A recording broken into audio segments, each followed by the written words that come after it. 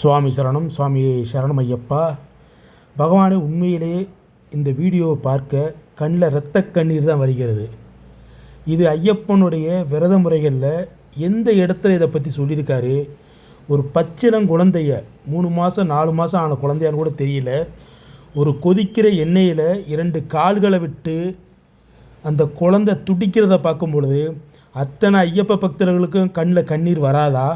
இது எந்த விதத்தில் ஒரு நியாயமான வேண்டுதல்னு எனக்கு ஒன்றும் புரியல பகவானே.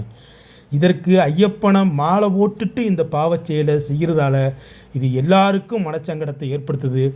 தயவு செய்து இந்த மாதிரி ஒரு மூட நம்பிக்கையான ஒரு பழக்கத்தை இதோடு நிறுத்திக்கிங்க பகவானே.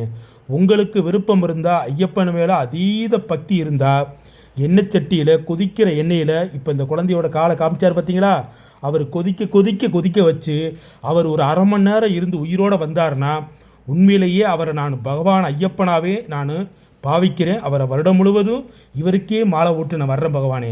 இது எந்த விதத்தில் நியாயம்?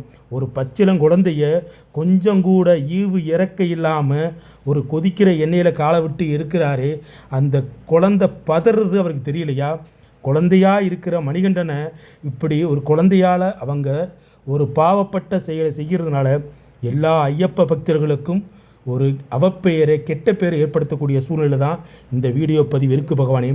தயவு செய்து அனைத்து ஐயப்ப பக்தர்களும் இந்த தவறுகளை செய்யாதீங்க. அப்படி ஒரு குருமார்கள் செய்கிறாங்கன்னா அங்கனையே கேள்வி எழுங்க பகவானே. சுவாமி சரணம். சுவாமியே சரணம் ஐயப்பா.